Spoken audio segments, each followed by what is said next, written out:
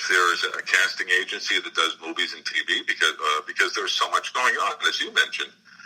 New Mexico and Texas and Florida and as you know, I mentioned earlier, Georgia. And one of the enticements for states to do that and for companies to move to particular states for production is a tax incentive put up by the states to attract business to come into the area. So I would say, if you want to get into acting, follow your heart. That's the thing. Just follow your heart. If you want to do it, if it's in you and you got the spark and you feel that that's your calling, go ahead and do it. Yeah. If you have the passion for it and if you truly enjoy it, that's the main thing, Yeah, absolutely. Yeah, and don't let fear stop you. That's the biggest thing. That thing really killed me earlier in my life. That, I don't think I could do this.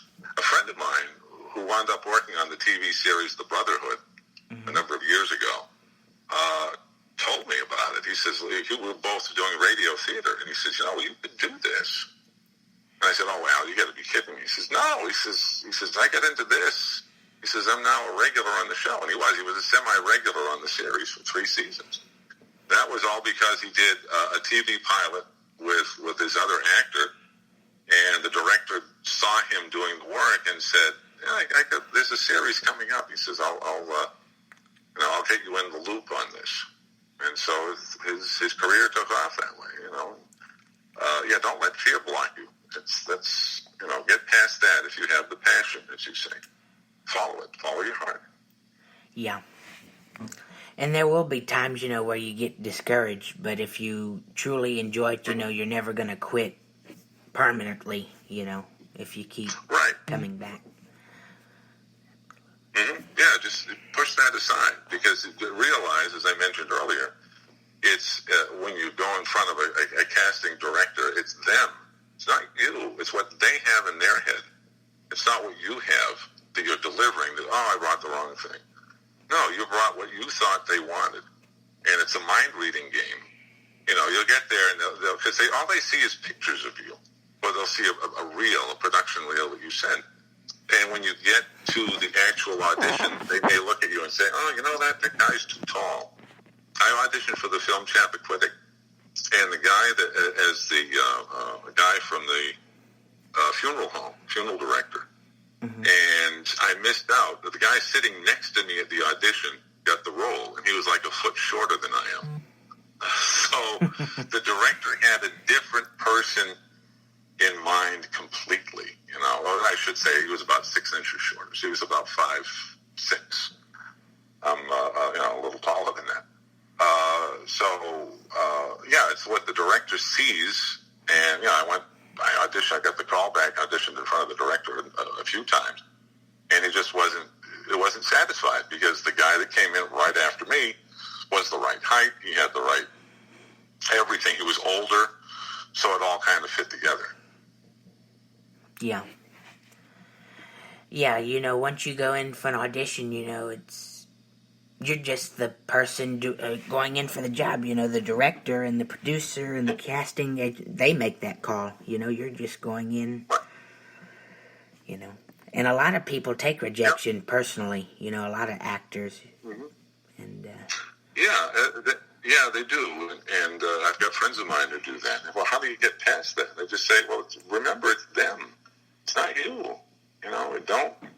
You can't take all of that personally, because if you did, look at all of the famous actors, real great actors that we have now.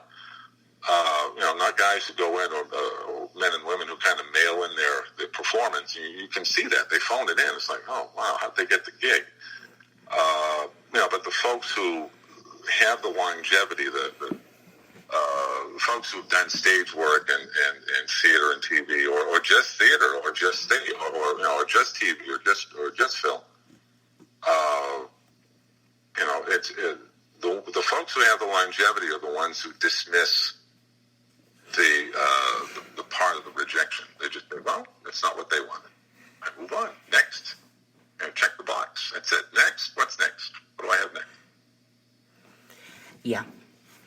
when I go for auditions, when I leave the place for the audition, I forget about it right away because sometimes it can make your nerves go crazy. Like, oh, did I get it or what? So. Oh yeah.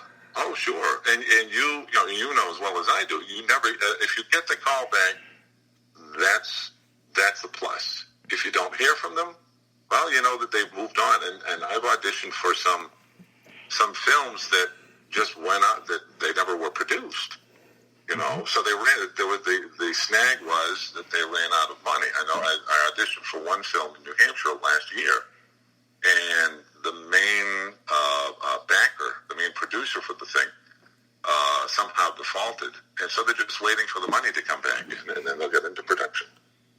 So then I'll find out if I get the job or not. They're not going to let you know until they are sure that they can do the production. So that's the way that works out. Yeah. Well, Paul, thank you for letting me interview you. It's been a pleasure talking to you. So thank you very much. Trey, it's been a pleasure, and thank you very much. Have a great day. You too. Thank you. Bye-bye. Thank you. Bye now. Bye. And that was actor and voice actor Mr. Paul Bellefeuille. Thank you very much for listening. Join us next time, and God bless you all.